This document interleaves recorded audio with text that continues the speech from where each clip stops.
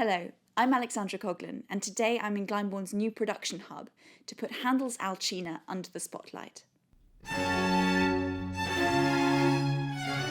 Glyndebourne is known for its bold and inventive Handel stagings, and this season we'll be adding to those with our first ever production of Handel's final magic opera, Alcina.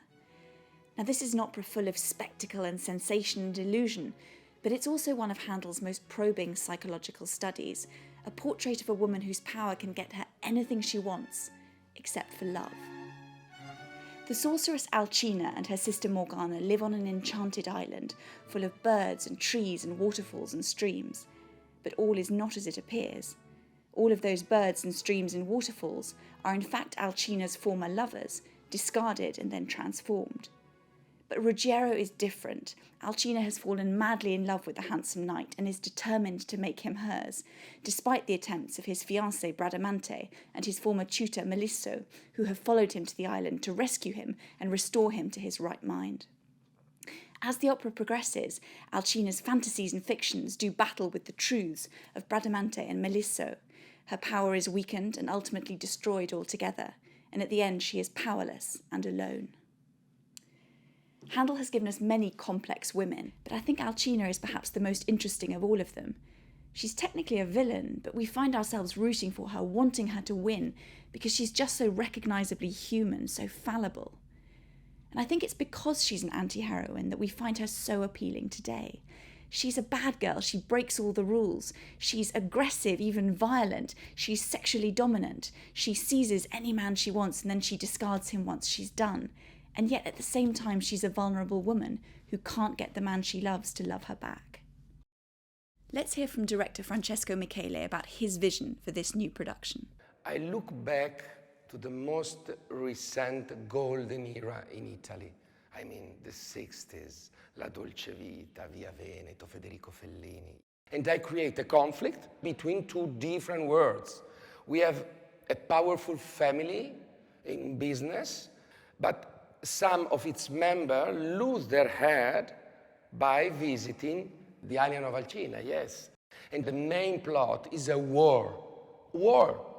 I mean, this masterpiece is talking about collapsing values, great changes of civilization, but the general tone is always light, ironic. I think, in my opinion, this is the best way, perhaps the only way to face the world in decline, in decadence. A great lesson for us too, I think. So this is Alcina's Aria, Al mio cor, from Act 2. This is a really pivotal moment in the opera. It's the moment that she goes from all-powerful witch to vulnerable woman. And Ruggiero, the knight she believes loves her, has in fact deceived her. She's just found that out. Instead of going hunting, as he told her he was doing, he's instead going to flee the island and run away back to his fiancée, Bradamante. So this is a musical portrait of a woman in shock and in collapse. Now here we have the voice coming in for the first time with this. It's not music, it's a wail, it's a howl.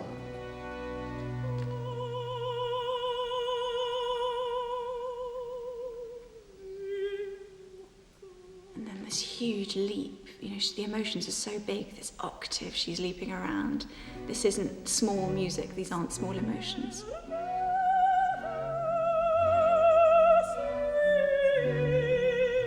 And he uses the same technique here that we get in Lascia ch'io pianga, Handel's other wonderful sort of grief aria. These little phrases, they come in isolated chunks. We get 2 bars here, 3 bars there. It's like she's got so much emotion inside her, she can't quite manage to sustain it, or else it's all going to get too much and overwhelm her. But now we're moving into the B section, different thought.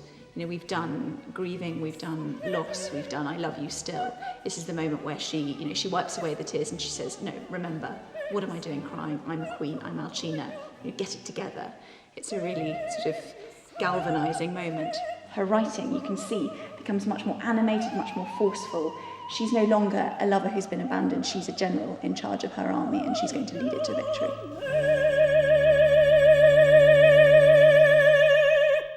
So I'm here in the dance studio to find out more about Handel's history at Glyndebourne from former Glyndebourne librarian Ian Julier.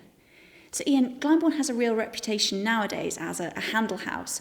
What is it about his music that makes it such a good fit for this company? Well, the big break for Handel was definitely the building of the new house.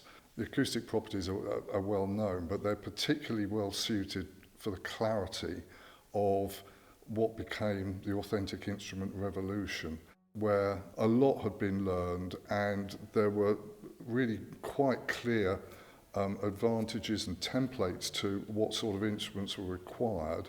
And also the players have become far more adept at playing them. But I think the main thing was that by that stage there was a group of conductors who'd done an awful lot of research and really put Handel as well as other people on the map. But I think particularly with Handel, William Christie was probably key, and I think the house was really keen to get him, and he came and did the first run of Theodora. So Glyndebourne really was very early in on the authentic movement, and I think we really did trailblaze that. Come and join us this summer for a trip to Handel's enchanted island.